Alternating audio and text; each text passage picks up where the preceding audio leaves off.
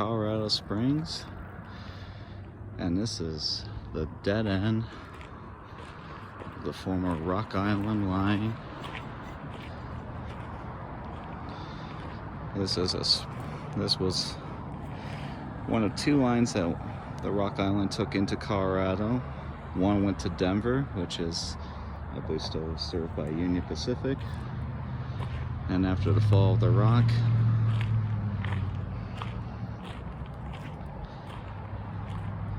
this little section here was operated by a small railroad carrier until its very demise. I don't know who operates this in the present day, but there are some industries from the Rock Island days still being served. So that's looking eastbound, which is now the Rock Island Trail. As you can tell, these rails are super rusty. Outside of a locomotive or a car or two, not much has been going down this corridor.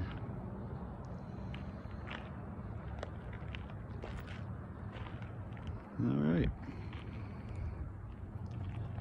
I would do more exploring, but I'm on a time crunch, so I just wanted to do this quick little video and time capsule this piece of history in the year 2024. Thanks for joining me.